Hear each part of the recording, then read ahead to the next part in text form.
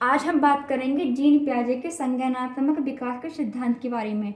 ये टॉपिक आपकी परीक्षाओं की दृष्टि से काफ़ी महत्वपूर्ण है, या वो यूपी टेट हो, सी टेट हो, डी ट्रिपल एस भी हो। अब हम बात करते हैं कि जीन पियाजे स्विट्जरलैंड के मनोवैज्ञानिक थे। ये लाइन काफ़ी मोस्ट इंपॉर्टेंट है, हर परीक्षा में पूछी जाती है और आपके यूपी टेट में पूछी भी गई है। इस सिद्धांत को विकासात्मक सिद्धांत और अवस्था का सिद्धांत भी कहा जाता है।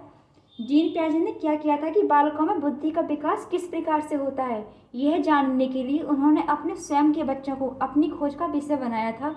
जैसे जैसे बच्चे बड़े होते गए, उनके मानसिक विकास संबंधी क्रियाओं का बड़ी बारीकी से अध्ययन करते रहे। अब बात करते हैं, परिभाषा दे रखी है कि बच्चे सक्रिय ज्ञान निर्माता तथा नन्हे वैज्ञानिक हैं जो संसार के बारे में अपने सिद्धांतों की रचना करते हैं। यह डेफिनेशन परीक्षा में हूबहू पूछी जाती है, इसीलिए आप इसे नोट कर लें। अब बात करते हैं कंसेप्ट ऑफ कॉग्निटिव डेवलपमेंट। इसके कंसेप्ट के बारे में बात करते हैं। पहला है अनुकूलन। ये टर्म परीक्षा की दृष्टि से काफ़ी महत्वपूर्ण है और परीक्षा में पूछी जाती है।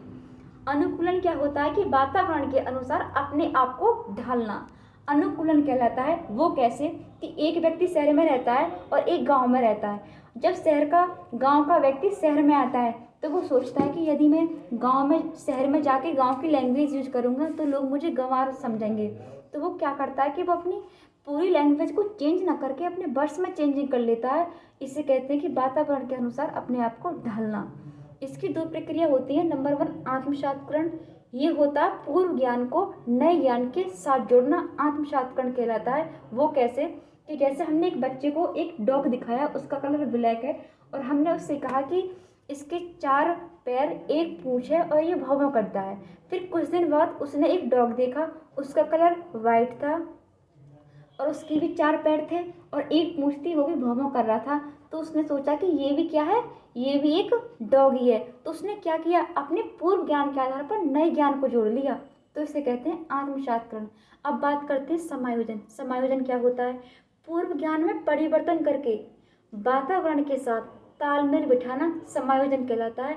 वो कैसे कि जैसे अभी हमने एक बच्चे को बताया था कि जिसके 4 पैर होते हैं और 1 पूँछ होती है, जो भौं करता है, वो क्या होता है, वो डॉग होता है। लेकिन उसने एक ऐसे जानवर दूसरे को देखा, यानी बिल्ली को देखा कि इसके 4 पैर हैं, 1 पूँछ है, लेकिन ये भौं नहीं करता, ये म्याऊं म्याऊं करता है। तो इसका मतलब जिसके 4 पैर हैं, 1 पूँछ है, तो वो ये नहीं कि वो कुत्ता ही हो, वो कुछ भी हो सकता है, जैसे बिल्ली हो, शेर हो।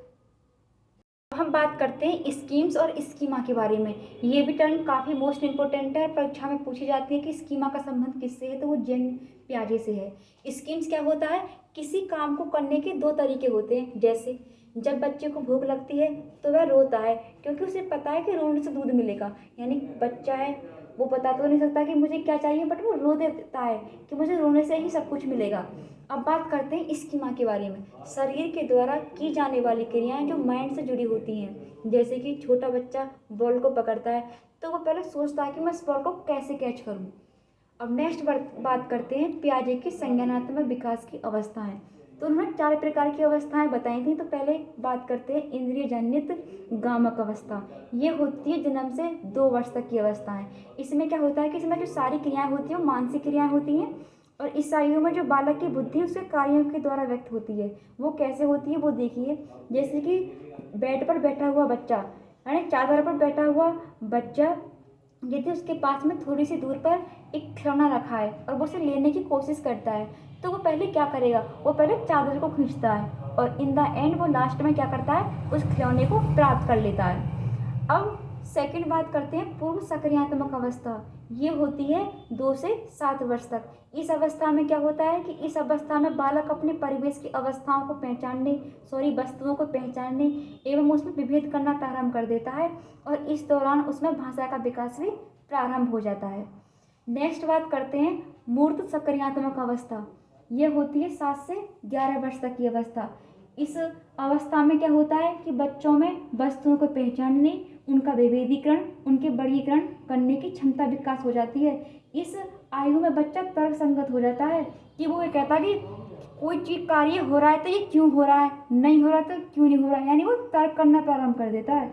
नेक्स्ट बात करते हैं औपचारिक अमूर्त सक्रियात्मक अवस्था। ये होती है 11 वर्ष से आगे की जो अवस्था होती है, इस अवस्था में बच्चों में अच्छी तरह से सोचने, समस्या समाधान करने व निर्णय लेने की क्षमता का विकास हो जाता है। तो आज ये टॉपिक था जीन पियाजे की संज्ञानात्मक विकास का सिद्धांत। नेक्स्ट वीडियो में मैं इसके कुछ मोस्ट इंपोर्टेंट क्वेश्चन लेके आऊँगी, और एक मोस्ट इंपोर्टेंट लाइन और है कि बच्चों में वस्तु स्थायित्व के गुण का विकास किस अवस्था में होता है, पूर्व सक्रियात्मक अवस्था में। मोस्ट इंपोर्टेंट क्वेश्चन है और हर परीक्षाओं में पूछा जाता है।